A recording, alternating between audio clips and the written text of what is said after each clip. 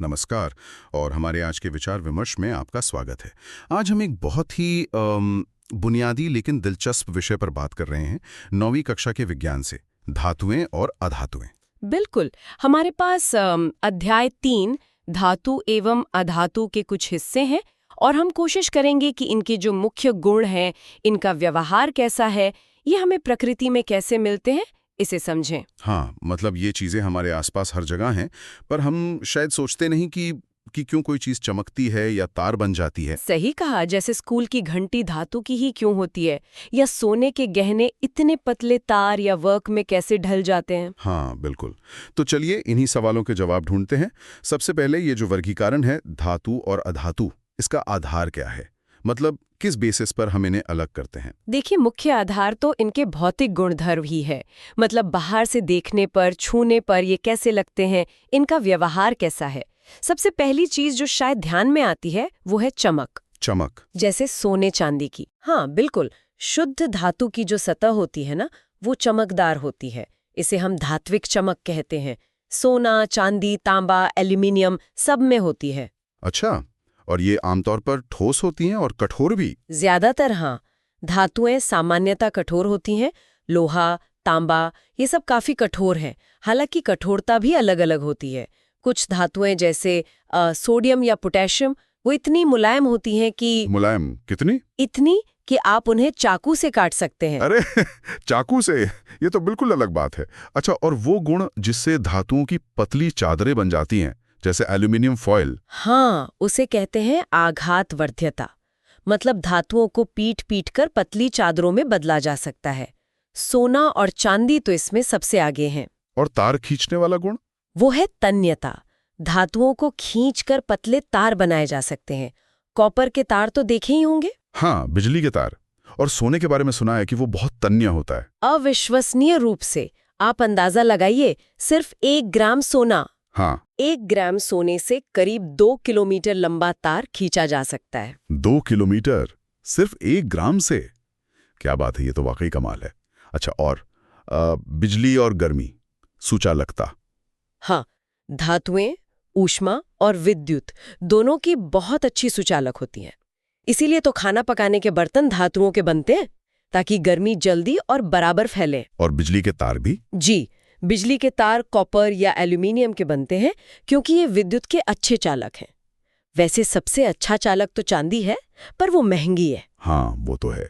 अच्छा, क्या कोई धातु खराब चालक भी है? तुलनात्मक रूप से देखें तो लेड यानी सीसा और मरकरी यानी पारा, ये उतने अच्छे चालक नहीं हैं। और बिजली के तारों पर जो प्लास्टिक या रबर की कोटिंग होती है ना, हाँ, वो पीवीसी की? हाँ, वो इसीलिए होती है क्योंकि प्लास्टिक कुचालक है, तो करंट लगने से बचाव होता है। सही। और वो स्कूल की घंटी वाला गुण, वो क्या था? उसे कहते हैं ध्वनिकता। मतलब जब धातुएं किसी कठोर चीज से टकराती हैं तो आवाज पैदा करती हैं, टन करके जो आवाज आती है। अच्छा, इसीलिए स्कूल की घंटी या मंदिर के घंटे धातु के होते हैं? बिल्कुल। तो ये हो गए धातुओं के कुछ मुख्य भौतिक गुण: चमक, कठोरता, आघातवर्धिता, तन्यता, सुचालकता और ध्वनिकता। ठीक है, तो फिर अधातुएं इनसे एकदम अलग होती होंगे? ज्यादातर मामलों में हाँ। अधातुएं जैसे कार्बन, सल्फर, ऑक्सीजन, हाइड्रोजन, इनमें आमतौर पर चमक नहीं होती। कोई अपवाद? हाँ, आयोडीन एक अधातु है, पर वो चमकीली होती है। अधातुएं कठोर भी नहीं होती, बल्कि भंगुर होती हैं। मतलब अगर आप उन्हें पीटेंगे तो वो चादर बनने की बजाय टूट जाएंगी। अच्छा, जैसे कोयला? हाँ, कोयला कार्बन का रूप भंगुर है।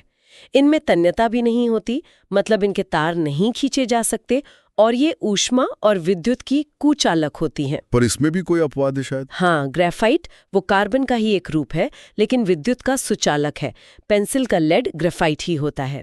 हाँ, याद आया। और अधातुएं ज्यादातर ठोस या गैस होती हैं? हाँ, ज्यादातर ठोस या गैस है। ब्रोमीन अकेली ऐसी अधातु है जो कमरे के तापमान पर द्रव अवस्था में पाई जाती है। लेकिन आपने धातुओं में भी कुछ अपवाद बताए थे, जैसे पारा? जी हाँ, और यही बात वर्गीकरण को थोड़ा पेचीदा बनाती है। सिर्फ भौतिक गुणों पर निर्भर नहीं रह सकते। मर्क्यूरी यानी पारा वो धातु है, पर कमरे के तापमान पर द्रव है। हाँ, थर्मोमीटर वाला पारा। वही। और गैलियम और सीजियम, ये 2 धातुएं ऐसी हैं जिनका गलनांक मतलब पिघलने का तापमान इतना कम है कि हथेली की गर्मी से ही पिघलने लगते हैं। सच में?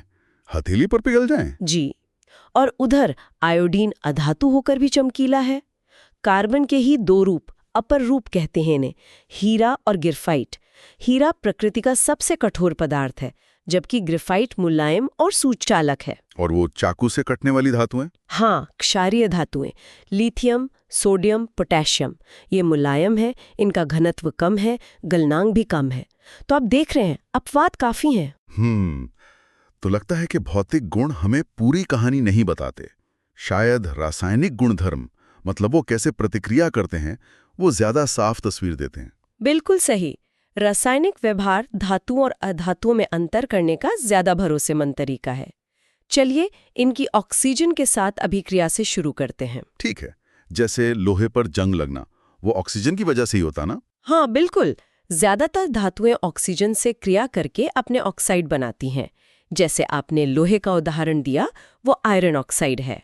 कॉपर को हवा में गर्म करें तो उस पर काले रंग की कॉपर ऑक्साइड CuO की परत चढ़ जाती है। एल्यूमिनियम पर एल्यूमिनियम ऑक्साइड Al2O3 बनता है। और ये जो धातु ऑक्साइड बनते हैं, इनका नेचर कैसा होता है? अम्लीय या क्षारकीय? आमतौर पर ये एक क्षारकीय प्रकृति के होते हैं। मतलब अगर आप इन्हें पानी में घोलें, अगर घुलते हैं तो, या अम्ल से क्रिया कराएं तो ये क्षार जैसा व्यवहार करेंगे। क्या सभी? नहीं, कुछ अपवाद यहाँ भी हैं। एल्यूमिनियम ऑक्साइड और जिंक ऑक्साइड ये उभयधर्मी कहलाते हैं। उभयधर्मी? हाँ। वो क्या होता है? उभयधर्मी मतलब वो अम्ल और क्षारक दोनों से ही अभिक्रिया कर सकते हैं। ये खास बात है। और ज्यादातर धातु ऑक्साइड पानी में घुलते नहीं हैं, लेकिन सोडियम और पोटेशियम के ऑक्साइड पानी में आसानी से घुलकर तीव्र क्षार बनाते हैं। सोडियम हाइड्रोक्साइड NaOH और पोटेशियम हाइड्रोक्साइड KOH। और क्या सभी धातुएं ऑक्सीजन से एक जैसी तेजी से क्रिया करती हैं? वो जो सोडियम पोटेशियम थे वो तो बहुत तेज थे। हाँ, उनकी अभिक्रियाशीलता बहुत ज्यादा है। पोटेशियम और सोडियम तो इतने क्रियाशील हैं कि हवा में खुला छोड़ दें तो आग पकड़ लेते हैं। इसीलिए उन्हें केरोसिन तेल में डुबोकर रखते हैं। अच्छा। ताकि हवा ना लगे। जी। दूसरी तरफ मैग्नीशियम, एल्यूमिनियम, जिंक, लेड जैसी धातुएं हैं, उन पर हवा में ऑक्साइड की एक पतली सी परत बन जाती है। और ये परत बड़ी काम की होती है। ये एक तरह से सुरक्षा कवच का काम करती है और धातु को आगे और खराब होने से, मतलब संक्षारित होने से बचाती है। अरे वाह, मतलब ऑक्साइड की परत सुरक्षा भी दे सकती है। ये एनोडीकरण क्या इसी से जुड़ा है? हाँ बिल्कुल, एनोडीकरण एक प्रक्रिया है जिससे एल्यूमिनियम पर इसी एल्यूमिनियम ऑक्साइड की परत को और मोटा और मजबूत बनाया जाता है। इससे एल्यूमिनियम की चीजें ज्यादा टिकाऊ हो जाती हैं और उन्हें अलग अलग रंग भी दिए जा सकते हैं। अच्छा। और जो कम क्रियाशील धातुएं हैं, जैसे लोहा, तांबा, सोना? लोहा गर्म करने पर सीधे जलता नहीं है, पर अगर लोहे का बुरादा आग में डालें तो वो तेजी से जलता है। तांबे पर तो हमने बताया काले ऑक्साइड की परत चढ़ती है, लेकिन सोना और चांदी ये इतने कम क्रियाशील हैं कि तेज गर्म करने पर भी ऑक्सीजन से क्रिया नहीं करते। अच्छा। और अधातुएं ऑक्सीजन से क्या बनाती हैं? अधातुएं ऑक्सीजन से क्रिया करके या तो अम्लीय ऑक्साइड बनाती हैं, जैसे सल्फर जलाने पर सल्फर डाइऑक्साइड गैस बनती है, जो पानी में घुलकर सल्फ्यूरस अम्ल बनाती है। मतलब वो लिटमस पेपर को लाल कर देगी? हाँ, नीले लिटमस को लाल। या फिर वो उदासीन ऑक्साइड बनाती है, जैसे कार्बन मोनोऑक्साइड CO। ठीक है, ये तो हुई ऑक्सीजन की बात। अब पानी के साथ इनकी क्रिया देखते हैं। यहाँ भी अभिक्रियाशीलता का खेल है। धातुएं पानी से क्रिया करके या तो धातु ऑक्साइड बनाती है या धातु हाइड्रोक्साइड, और साथ में हाइड्रोजन गैस निकलती है। और वो सोडियम पोटेशियम? वो तो ठंडे पानी से भी बहुत तेजी से, बल्कि विस्फोटक ढंग से क्रिया करते हैं। इतनी गर्मी निकलती है कि जो हाइड्रोजन गैस बनती है उसमें आग लग जाती है। बाप रे, पानी में भी आग? हाँ, कैल्शियम ठंडे पानी से क्रिया करता है पर थोड़ी धीमी गति से, और उसमें जो हाइड्रोजन गैस के बुलबुले निकलते हैं वो कैल्शियम की सतह पर चिपक जाते हैं, जिससे वो पानी पर तैरने लगता है। अच्छा, तैरने लगता है। हाँ, मैग्नीशियम ठंडे पानी से क्रिया नहीं करता पर गर्म पानी से करता है, और वो भी हाइड्रोजन बुलबुलों की वजह से तैरता है। और लोहा, एल्यूमिनियम? एल्यूमिनियम, लोहा, जिंक ये न ठंडे पानी से करते हैं न गर्म पानी से। ये सिर्फ भाप से क्रिया करते हैं और धातु ऑक्साइड और हाइड्रोजन बनाते हैं। और सोना, चांदी? तांबा? लेड, कॉपर, सिल्वर, गोल्ड ये पानी से बिल्कुल भी क्रिया नहीं करते, चाहे ठंडा हो, गर्म हो या भाप हो। समझ गया, मतलब सक्रियता श्रेणी यहाँ भी साफ दिख रही है। अच्छा, अब अम्लों के साथ इनका क्या व्यवहार है? सामान्य तौर पर धातुएं तनु अम्लों जैसे हाइड्रोक्लोरिक एसिड HCl या सल्फ्यूरिक एसिड H2SO4 के साथ क्रिया करके लवण और हाइड्रोजन गैस बनाती हैं। यहाँ भी तेजी अलग अलग होगी? बिल्कुल। मैग्नीशियम सबसे तेजी से क्रिया करेगा, फिर एल्यूमिनियम, फिर जिंक, फिर आयरन। कॉपर तनु HCl से क्रिया नहीं करता। क्या हमेशा हाइड्रोजन गैस ही निकलती है? आपने नाइट्रिक एसिड का कुछ बताया था। हाँ, नाइट्रिक एसिड का मामला अलग है। वो एक बहुत प्रबल ऑक्सीकारक है। जब धातुएं उससे क्रिया करती हैं तो वो जो हाइड्रोजन गैस बनती है ना, उसे फौरन ऑक्सीकृत करके पानी बना देता है। अच्छा, तो हाइड्रोजन गैस नहीं निकलती? नहीं, और वो खुद अपचयित होकर नाइट्रोजन के ऑक्साइड जैसे N2O, NO, NO2 में बदल जाता है। सिर्फ मैग्नीशियम और मैग्नीज ही हैं जो बहुत ही ज्यादा तनु नाइट्रिक एसिड के साथ क्रिया करके हाइड्रोजन गैस देते हैं। और वो एक्वा रेजिया या अम्लराज क्या चीज है? सुना है वो सोने को भी गला देता है। हाँ, एक्वा रेजिया बहुत खास मिश्रण है। इसमें 3 हिस्से सांद्र हाइड्रोक्लोरिक एसिड और 1 हिस्सा सांद्र नाइट्रिक एसिड मिलाते हैं। ये ताज़ा बनाया जाता है और इतना शक्तिशाली होता है कि सोना और प्लैटिनम जैसी अक्रिय धातुओं को भी अपने अंदर घोल लेता है, जो किसी अकेले अम्ल में नहीं घुलती। कमाल है। अच्छा, एक और स्थिति, अगर हम एक धातु को किसी दूसरी धातु के नमक के घोल में डालें तो, जैसे लोहे की कील को कॉपर सल्फेट में। हाँ, ये बहुत महत्वपूर्ण अभिक्रिया है, विस्थापन अभिक्रिया।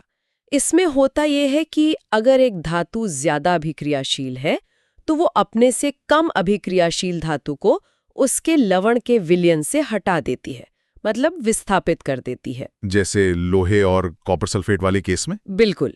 लोहा Fe कॉपर Cu से ज्यादा अभिक्रियाशील है, तो जब आप लोहे की कील कॉपर सल्फेट के नीले घोल में डालते हैं तो लोहा कॉपर को हटाकर खुद आयरन सल्फेट बना लेता है, जिसका रंग हल्का हरा होता है। और जो कॉपर हटा वो कील के ऊपर भूरे रंग की परत के रूप में जमा हो जाता है। अच्छा, तो विलेन का रंग बदल जाता है और कील पर कॉपर जम जाता है। जी, लेकिन अगर आप इसका उल्टा करें, मतलब कॉपर की तार को आयरन सल्फेट के घोल में डालें, तो कुछ नहीं होगा, क्योंकि कॉपर लोहे से कम अभिक्रियाशील है, वो उसे विस्थापित नहीं कर सकता। तो इस तरह की अभिक्रियाओं से हम पता लगा सकते हैं कि कौन सी धातु ज्यादा क्रियाशील है। एकदम सही। इसी आधार पर धातुओं की एक पूरी लिस्ट बनाई गई है, जिसे सक्रियता श्रेणी कहते हैं। इसमें धातुओं को उनकी घटती हुई अभिक्रियाशीलता के क्रम में रखा गया है। वो कौन कौन सी धातु हैं, ऊपर और नीचे? सबसे ऊपर हैं potassium, sodium, calcium, magnesium, aluminium. ये सबसे ज्यादा क्रियाशील है। बीच में आती हैं जिंक, आयरन, लेड। फिर तुलना के लिए हाइड्रोजन को रखा गया है, और हाइड्रोजन के नीचे है कॉपर, मरकरी, सिल्वर, और सबसे नीचे गोल्ड यानी सोना। ये सबसे कम क्रियाशील है। तो ये श्रेणी तो बहुत काम की हुई। इससे हम भविष्यवाणी कर सकते हैं कि कौन सी धातु कैसे रिएक्ट करेगी। हाँ, ये समझने में बहुत मदद करती है कि कौन ऑक्सीजन से तेजी से क्रिया करेगा, कौन पानी से, कौन अम्ल से, और कौन किसको विस्थापित करेगा। ये धातुओं के निष्कर्षण में भी बहुत उपयोगी है। चलिए अब जरा ये समझते हैं कि ये धातु और अधातु आपस में जुड़ते कैसे हैं, मतलब रासायनिक बंधन कैसे बनाते हैं। इसमें इलेक्ट्रॉनों का क्या रोल है? इसका सीधा सा संबंध है स्थायी इलेक्ट्रॉनिक विन्यास पाने की कोशिश से। हर तत्व चाहता है कि उसका बाहरी इलेक्ट्रॉन कोश पूरी तरह भर जाए, ठीक उत्कृष्ट गैसों जैसे हीलियम, नियॉन, आर्गन की तरह। वो बहुत स्थायी होती हैं। अच्छा, तो धातुएं क्या करती हैं? धातुओं के बाहरी कोश में अक्सर कम इलेक्ट्रॉन होते हैं, 1, 2 या 3। उनके लिए इन इलेक्ट्रॉनों को खो देना आसान होता है, बजाय इसके कि वो और इलेक्ट्रॉन लेकर कोश भरें। तो ये इलेक्ट्रॉन खोकर धनायन यानी पॉजिटिव आयन बनाती हैं। और अधातुएं उनके बाहरी कोश में ज्यादा होते हैं? हाँ, अधातुओं के बाहरी कोश में अक्सर 5, 6 या 7 इलेक्ट्रॉन होते हैं।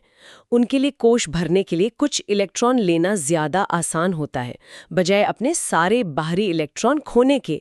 तो ये इलेक्ट्रॉन ग्रहण करके ऋणायन यानी नेगेटिव आयन बनाती हैं। तो जब एक धातु और एक अधातु मिलते हैं तो धातु इलेक्ट्रॉन देती है और अधातु ले लेती है। बिल्कुल, धातु अपना बाहरी इलेक्ट्रॉन अधातु को दे देती है, धातु बन जाती है पॉजिटिव आयन, अधातु बन जाती है नेगेटिव आयन। और फिर ये जो विपरीत आवेश वाले आयन बने, पॉजिटिव और नेगेटिव, ये एक दूसरे को मजबूती से आकर्षित करते हैं स्थिर वैद्युत आकर्षण बल के कारण। इसी आकर्षण से जो बंधन बनता है उसे आयनिक बंधन या आयोनिक बॉन्ड कहते हैं। कोई उदाहरण, जैसे नमक? हाँ, सबसे आम उदाहरण है सोडियम क्लोराइड यानी साधारण नमक। सोडियम के बाहरी कोश में एक इलेक्ट्रॉन है, विन्यास 281। वो इसे खोकर Na+28 बन जाता है। क्लोरीन के बाहरी कोश में 7 इलेक्ट्रॉन है, विन्यास 287। वो सोडियम से मिला इलेक्ट्रॉन लेकर Cl-288 बन जाता है। और फिर Na+ और Cl- जुड़ जाते हैं। हाँ, ये आयन्स एक क्रिस्टल जालक में व्यवस्थित हो जाते हैं। एक और उदाहरण लें, magnesium chloride MgCl2। Magnesium Mg282 अपने 2 बाहरी इलेक्ट्रॉन खोकर Mg2+28 बनाता है। अब इसे लेने के लिए 2 क्लोरीन परमाणु आते हैं।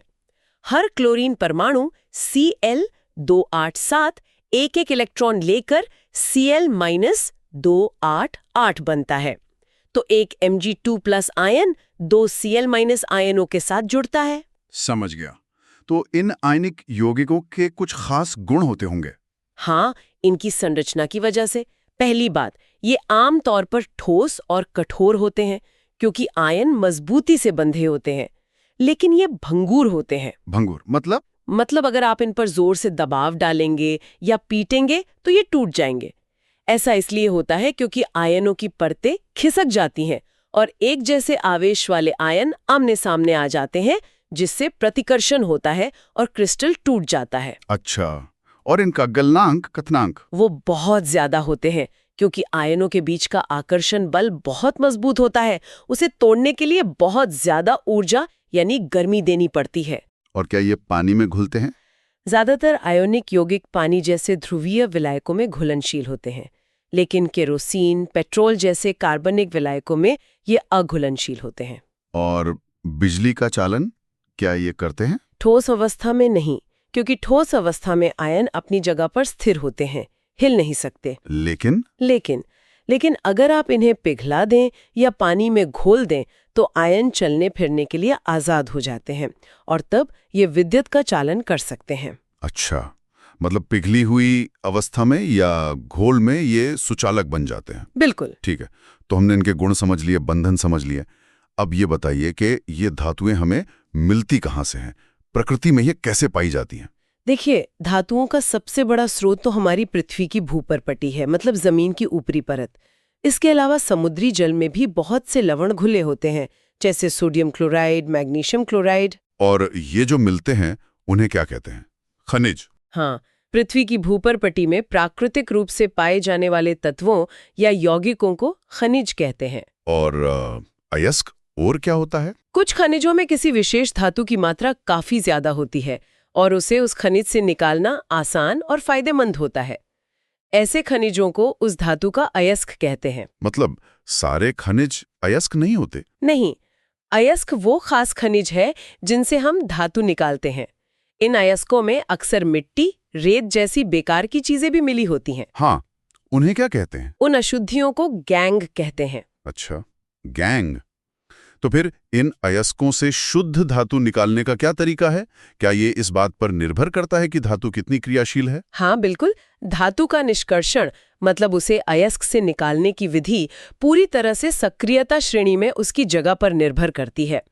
हम धातुओं को उनकी क्रियाशीलता के आधार पर 3 ग्रुप में बांट सकते हैं। कौन कौन से? पहला ग्रुप है सबसे कम क्रियाशील धातुओं का, जो श्रेणी में सबसे नीचे हैं, जैसे सोना, चांदी, प्लैटिनम, पारा, तांबा।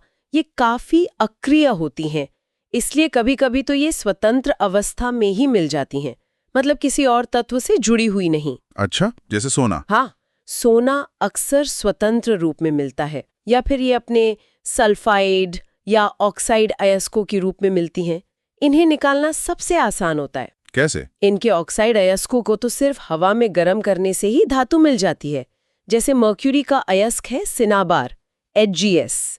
जो मर्क्यूरी सल्फाइड है, उसे हवा में गर्म करो तो पहले मर्क्यूरी ऑक्साइड HgO बनता है और उसे थोड़ा और गर्म करो तो मर्क्यूरी धातु अलग हो जाती है। अच्छा, बस गर्म करने से? हाँ, इसी तरह कॉपर सल्फाइड Cu2S को भी हवा में गर्म करके कॉपर निकाला जा सकता है। ठीक है, ये तो हुई कम क्रियाशील धातुएं। अब दूसरा ग्रुप है मध्यम क्रियाशील धातुओं का, जो सक्रियता श्रेणी के बीच में आती हैं, जैसे जिंक, आयरन, लेड। ये ज्यादातर अपने सल्फाइड या कार्बोनेट अयस्कों के रूप में पाई जाती हैं। इन्हें कैसे निकालते हैं? इनका तरीका थोड़ा मुश्किल होगा। हाँ, इसमें कई स्टेप्स होते हैं। सबसे पहले तो अयस्क से गैंग को हटाना पड़ता है, जिसे अयस्क का सांद्रण कहते हैं। ठीक है, सफाई होगी। फिर अयस्क को उसके ऑक्साइड में बदलना होता है, क्योंकि ऑक्साइड से धातु प्राप्त करना सल्फाइड या कार्बोनेट से ज्यादा आसान है। ऑक्साइड में कैसे बदलते हैं? इसके लिए 2 प्रक्रियाएं हैं। अगर अयस्क सल्फाइड है तो उसे हवा की मौजूदगी में तेज गर्म करते हैं, इसे भर्जन कहते हैं। और अगर अयस्क कार्बोनेट है तो उसे सीमित हवा या बिना हवा के गर्म करते हैं, इसे निस्तापन कहते हैं। दोनों से हमें धातु का ऑक्साइड मिल जाता है। ऑक्साइड मिल गया, अब इससे धातु कैसे मिलेगी? अब इस ऑक्साइड का अपचयन करना पड़ता है। अपचयन मतलब ऑक्सीजन को हटाना। इसके लिए आमतौर पर कार्बन जैसे कोक का इस्तेमाल करते हैं। ऑक्साइड को कार्बन के साथ मिलाकर तेज गर्म करते हैं। कार्बन ऑक्सीजन को खींच लेता है, कार्बन मोनोऑक्साइड बनकर, और हमें धातु मिल जाती है। क्या कार्बन के अलावा भी किसी और चीज से अपचयन कर सकते हैं? हाँ, कभी-कभी ज्यादा अभिक्रियाशील धातुओं का इस्तेमाल भी अपचायक के रूप में किया जाता है, जैसे एल्यूमिनियम। एक बहुत ही दिलचस्प अभिक्रिया है थर्मेट अभिक्रिया। थर्मेट अभिक्रिया वो क्या है? इसमें आयरन 3 ऑक्साइड Fe2O3 यानी जंग को एल्यूमिनियम पाउडर के साथ मिलाकर गर्म करते हैं। एल्यूमिनियम आयरन से ज्यादा क्रियाशील है, तो वो ऑक्सीजन को छीन लेता है। इस क्रिया में इतनी ज्यादा गर्मी निकलती है कि लोहा पिघली हुई हालत में मिलता है। अरे वाह, पिघला हुआ लोहा, इसका क्या करते हैं? इसका इस्तेमाल रेल की पटरियों या मशीनों के टूटे हुए हिस्सों को जोड़ने में करते हैं। अच्छा, ये तो बहुत उपयोगी है। ठीक है, अब तीसरा ग्रुप कौन सा है? तीसरा ग्रुप है सबसे ऊपर वाली, यानी उच्च अभिक्रियाशील धातुओं का, जैसे potassium, sodium, calcium, magnesium, aluminium. ये बहुत ज्यादा क्रियाशील होती हैं। तो इन्हें कार्बन से अपचयित नहीं कर सकते? नहीं कर सकते, क्योंकि इनकी ऑक्सीजन के प्रति बंधुता मतलब लगाव कार्बन से भी ज्यादा होता है। कार्बन इनसे ऑक्सीजन नहीं छीन सकता। तो फिर इन्हें कैसे निकालते हैं? इनके लिए विद्युत अपघटन इलेक्ट्रोलाइसिस विधि का इस्तेमाल करते हैं। इनके क्लोराइड या ऑक्साइड अयस्क को पहले पिघलाया जाता है, फिर उस पिघले हुए लवण में 2 इलेक्ट्रोड डालकर बिजली प्रवाहित करते हैं। उससे क्या होता है? की तरफ जाते हैं, वहां इलेक्ट्रॉन लेते हैं और शुद्ध धातु के रूप में जमा हो जाते हैं। और जो नेगेटिव आयन जैसे क्लोराइड या ऑक्साइड होते हैं, वो पॉजिटिव इलेक्ट्रोड एनोड पर जाकर इलेक्ट्रॉन छोड़ते हैं। जैसे पिघले हुए सोडियम क्लोराइड NaCl के विद्युत अपघटन से कैथोड पर सोडियम धातु और एनोड पर क्लोरीन गैस मिलती है। एल्यूमिनियम भी इसी तरह उसके ऑक्साइड एल्यूमिना के विद्युत अपघटन से प्राप्त होता है। समझ गया। तो क्रियाशीलता के हिसाब से अलग अलग तरीके हैं। अच्छा, क्या इन तरीकों से जो धातु मिलती है वो एकदम 100% शुद्ध होती है? नहीं, पूरी तरह शुद्ध नहीं होती। उनमें थोड़ी बहुत दूसरी धातुओं या अशुद्धियों की मिलावट रह जाती है। तो आखिरी स्टेप होता है परिष्करण, यानी धातु को और ज्यादा शुद्ध करना। उसके लिए क्या करते हैं? सबसे आम तरीका है विद्युत अपघटनी परिष्करण, इलेक्ट्रोलिटिक रिफाइनिंग। ये विद्युत अपघटन जैसा ही है, पर यहाँ हम अशुद्ध धातु को शुद्ध करते हैं। इसमें हम अशुद्ध धातु की मोटी छड़ को एनोड बनाते हैं और उसी धातु की एक पतली शुद्ध पत्ती को कैथोड बनाते हैं, और इलेक्ट्रोलाइट के तौर पर उसी धातु का कोई घुलनशील लवण का विलयन लेते हैं। फिर बिजली पास करते हैं? हाँ, जब बिजली पास करते हैं तो एनोड अशुद्ध धातु से धातु घुलकर विलयन में आयनों के रूप में आती है, और विलयन से उतनी ही शुद्ध धातु कैथोड शुद्ध पत्ती पर जाकर जमा हो जाती है। और अशुद्धियां? जो घुलनशील अशुद्धियां हैं वो विलयन में रह जाती हैं, और जो अघुलनशील अशुद्धियां होती हैं वो एनोड के नीचे इकट्ठा हो जाती हैं। इसे एनोड पंख कहते हैं। इस पंख में कभी-कभी सोना, चांदी जैसी कीमती धातुएं भी मिल जाती हैं। अरे वाह, मतलब कचरे से भी कमाई। हाँ, कह सकते हैं। कॉपर, जिंक, टिन, निकल, सिल्वर, गोल्ड, इन सब को इसी विधि से शुद्ध किया जाता है। ठीक है, तो हमने धातुओं को निकालना और शुद्ध करना समझ लिया। लेकिन आम जिंदगी में हम देखते हैं कि धातुएं रखी रखी खराब भी होने लगती हैं, जैसे लोहे पर जंग लग जाता है। हाँ, ये एक बड़ी समस्या है। इसे कहते हैं संक्षारण, कोरोजन। जब धातुएं अपने आसपास के वातावरण जैसे हवा, नमी या किसी रसायन के संपर्क में आती हैं, तो उनकी सतह धीरे धीरे खराब होने लगती है, नष्ट होने लगती है। इसके कुछ और उदाहरण? बहुत हैं। जैसे चांदी की चीजें कुछ समय बाद काली पड़ जाती हैं। वो हवा में मौजूद सल्फर यौगिकों से क्रिया करके सिल्वर सल्फाइड बनाती हैं, जो काला होता है। हाँ, देखा है। और तांबे पर हरी परत? हाँ, तांबे के बर्तन या मूर्तियों पर हरे रंग की परत जम जाती है। वो हवा की नमी और कार्बन डाइऑक्साइड से क्रिया करके बेसिक कॉपर कार्बोनेट बनाती है। और लोहे पर जो भूरे रंग की पपड़ीदार परत बनती है, उसे जंग कहते हैं। जंग लगने के लिए हवा, ऑक्सीजन और पानी, नमी दोनों का होना जरूरी है। तो इस संक्षारण से बचने के क्या उपाय हैं? कई तरीके हैं। सबसे आसान तो है पेंट करना, तेल लगाना या ग्रीस लगाना। इससे धातु की सतह का संपर्क हवा और नमी से टूट जाता है। हाँ, ये तो करते हैं। और एक तरीका है यशद लेपन, गैल्वेनाइजिंग। इसमें लोहे या इस्पात की चीजों पर जिंक, जस्ते की पतली परत चढ़ा दी जाती है। उसे क्या होता है? जिंक लोहे से ज्यादा क्रियाशील है, तो अगर परत कहीं से खरोच भी लग जाए, तब भी जिंक खुद संचारित होकर लोहे को बचाता रहता है। अच्छा, ये तो बढ़िया है। हाँ, इसके अलावा क्रोमियम की परत चढ़ाना, क्रोम प्लेटिंग या एनोडीकरण, जो हमने एल्यूमिनियम के लिए बात की थी, भी तरीके हैं। और एक बहुत ही महत्वपूर्ण तरीका है मिश्रातु बनाना। मिश्रातु, ये क्या होते हैं? मिश्रातु या मिश्र धातु दो या दो से ज्यादा धातुओं या एक धातु और एक अधातु का समांगी मिश्रण होता है। मतलब ऐसा मिश्रण जिसमें घटक पूरी तरह एक सार मिले हों। इन्हें बनाते कैसे? पहले मूल धातु को पिघलाते हैं, फिर उसमें दूसरी धातु या अधातु को एक निश्चित अनुपात में मिलाकर अच्छी तरह मिक्स कर देते हैं। फिर ठंडा होने पर जो ठोस मिलता है वो मिश्रातु होता है। लेकिन ऐसा करते क्यों हैं? क्या फायदा है मिश्रातु बनाने का? मिश्रातु बनाने से धातुओं के गुणधर्म बदल जाते हैं और अक्सर वो बेहतर हो जाते हैं। जैसे शुद्ध लोहा काफी नरम होता है और आसानी से खिंच जाता है, लेकिन अगर उसमें थोड़ा सा कार्बन, करीब 0.05% मिला दें, तो इस्पात स्टील बन जाता है, जो बहुत कठोर और मजबूत होता है। हाँ, स्टील तो बहुत इस्तेमाल होता है। और अगर लोहे में निकेल और क्रोमियम भी मिला दें, तो स्टेनलेस स्टील बनता है, जो कठोर तो होता ही है, साथ में उस पर जंग भी नहीं लगता। हमारे घरों के बर्तन ज्यादातर स्टेनलेस स्टील के ही होते हैं। सही कहा। और पीतल, कांसा, ये भी मिश्रातु है? हाँ, पीतल बनता है कॉपर और जिंक से, कांसा बनता है कॉपर और टिन से। दिलचस्प बात यह है कि पीतल और कांसा बिजली के अच्छे चालक नहीं है, जबकि कॉपर, जिनसे ये बनते हैं, बहुत अच्छा चालक है। अच्छा, गुण बदल गए मतलब? हाँ, एक और उदाहरण है सोल्डर। सोल्डर? ये लेड और टिन का मिश्रातु है। इसका गलनांक शुद्ध लेड और टिन से कम होता है, इसीलिए इसका इस्तेमाल बिजली के तारों वगैरह को जोड़ने, टांका लगाने में होता है। और सोने के गहनों का क्या? वो भी मिश्रातु होते हैं? जी हाँ, 24 कैरेट सोना शुद्ध सोना होता है, लेकिन वो बहुत नरम होता है।